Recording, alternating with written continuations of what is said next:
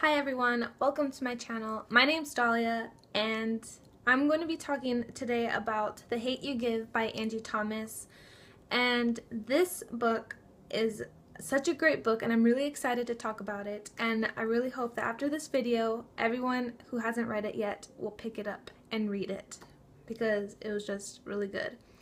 So The Hate You Give follows a young teenage girl named Star Carter who lives with her family in a poor, predominantly black, marginalized neighborhood. And she goes to school at a nice private school where the population is predominantly white, and she is one of the only two black students who attend that school. So as you can see, there's already this balance of like two different styles of life, and Star is very aware of like how she lives and acts differently in each of these two separate communities. And so that is one aspect of the book. And another aspect that pretty much sets things in motion for the story is that one night, very early on in the book, Star witnesses the fatal shooting and murder of her childhood best friend Khalil at the hands of a police officer. And this event is pretty much what triggers the actions and events that unfold in the rest of the book. And so, yes. And another important fact about this is that she also is the only witness of that fatal and tragic event. So yeah. So as for my general thoughts about this book, I loved it so much. Sometimes it was very hard to get through and read just because of the subject matter it dealt with. It dealt with like, mourning and loss, but also like racism and all these really heavy topics that are generally really hard to deal with, especially in young adults. But I think that Angie Thomas did so well in crafting this novel. It wasn't super like, sad, even though like it definitely tugged at your heartstrings. There was still like a kernel of hope. There was still a battle in each of these characters as they fought against these institutional, things, these institutional powers that basically marginalize them. And so, yeah, and this is a kind of book that definitely makes you uncomfortable in a good way, in a way that makes you a more open-minded individual. So yeah, and I have my notes on the side here, so if I keep looking that way, that's why. But yeah, I am a non-black person of color, but yet I can still feel how authentic this book was in all aspects, both in like the crafting of the characters and the culture and community that Star lived in and inhabited, and her family. Like, it all felt so rich and authentic, and I loved her narrative voice. It felt so real to me, and I really appreciated that part of the novel. And though this book handles the issue of racism, it does it so well, considering that it is a very sensitive topic, especially for people of color, specifically black people in the black community, especially in this book. And all I can say is that it was just done so well, and it shows and explores how racism comes in different shapes and sizes, and no matter what shape racism comes in, it's always hurtful and it's always very harmful, to the point where it can be fatal, as we learn with Khalil's shooting. So yeah, okay, I guess the first aspect of racism that, really stood out to me, which you wouldn't even expect to be a main part of this book, is that like one of the examples that I want to bring up is like microaggressions. And this is a form of racism that a lot of people like don't yet understand or grasp. And I think it was done so well in this book. And while we see, forms of racism on like bigger levels and bigger scales, microaggressions are just as harmful. Because Star has a best friend at the school she goes to who happens to be white and privileged, and this friend of hers does say some things that are very hurtful and harmful to Star. And so this basically teaches readers that even though you may say something without the intention of hurting someone, it does have a huge impact on the person. And those words and actions, however small they may seem, do stick with the person for like a long time, maybe forever, and it affects the way they see things. And this book also does well with dealing, like, when the character is called out, instead of, admitting her faults and her mistakes and, accepting them and challenging herself and becoming better and improving for the future, instead she pits herself as a victim. And while this seems very unrealistic to some people, it's not. I've definitely seen this happen in real life, where someone is called out for some problematic things they say or do, and instead of acknowledging their mistakes, they put themselves up as a victim, thus taking away the pain and pretty much like erasing that other person's pain, and like, pitting themselves as a victim so that they can escape that. And usually people with privilege can get away with this, and so this book deals with that, even though it's like a really small part. That's what I mean by like how racism comes in all different shapes and sizes, and I love how this book deals with racism on like so many different scales. And yeah. So another one that I wanted to talk about was like racism on the bigger scale, like institutional racism that affects like whole entire societies. It pretty much ingrains like what you think and how you perceive people.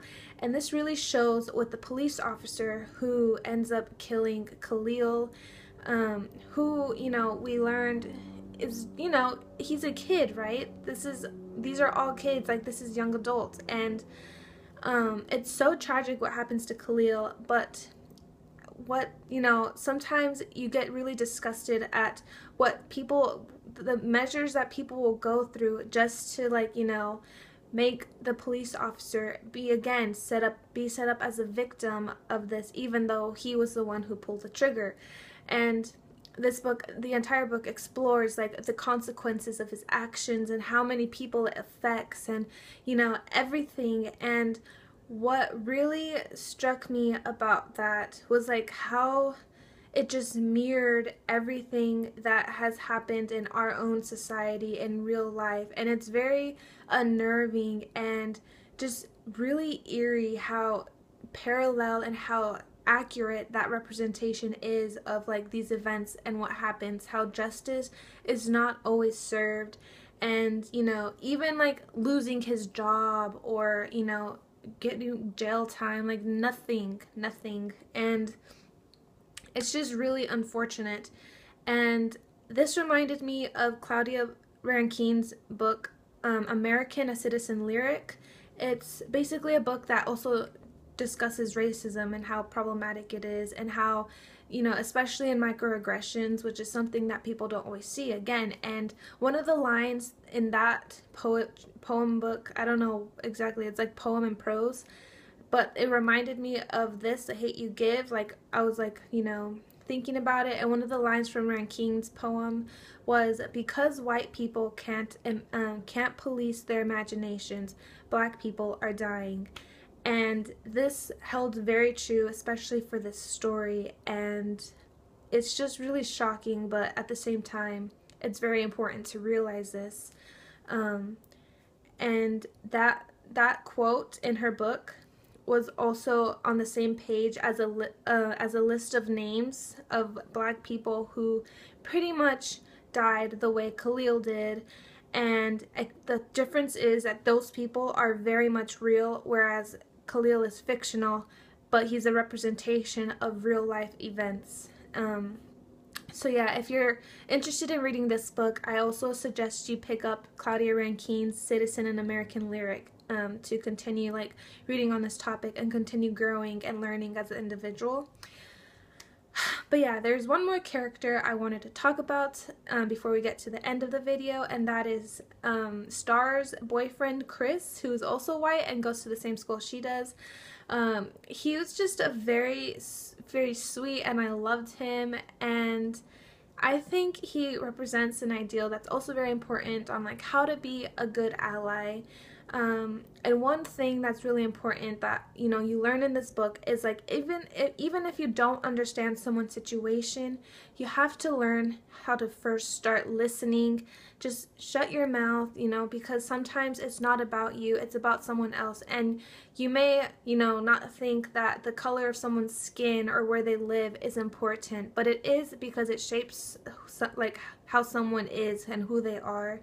And so I love how Angie Thomas again crafts all these characters to represent all these different things, and also shows like it's not a war between black and white. It is just it's so much more complicated than that, and people have the ability to become empathetic, but the most important thing to first start doing is learning how to listen to those marginalized voices. And you don't have to put yourselves in their shoes necessarily right away, but just learning how to listen, that way you're aware of everything they've gone through, and you respect them as individuals and as a community. And so I love that. And another part of this book that I loved was also the family, Star's family, the dynamic of it. Everything was so precious, and I just loved it so much, because you don't often see full-fledged out families like this in YA, and I just appreciated it so much, and it filled my heart with so much love, how supportive they were with each other, and also all the struggles that they went through as a family, but yet they always had each other's backs no matter what. And yeah, I mean, they weren't obviously a perfect family, because no family is perfect, but it again was a very realistic and very authentic feel and representation of a family, and I loved it. And though again I am not a black person, I am a non-black person of color, I loved getting a taste of this culture and this dynamic that Star had, and it was really eye-opening and really heartwarming. And yeah, so I definitely recommend this book. I recommend it if you haven't read it. I think it will make a lot of people uncomfortable with what it deals with and some of the things that happen, especially if you don't know about all this kind of stuff that really does happen in our everyday world. But I think it's very eye-opening, and overall it'll make you a better individual, just because it'll make you more empathetic, and it'll make you see the world in a different way, hopefully, and shape your understanding of marginalized communities, and and make you recognize your own privilege and check yourself, because I think that's very important. But yeah, thank you for listening, and I hope that you all have a very good day. Bye!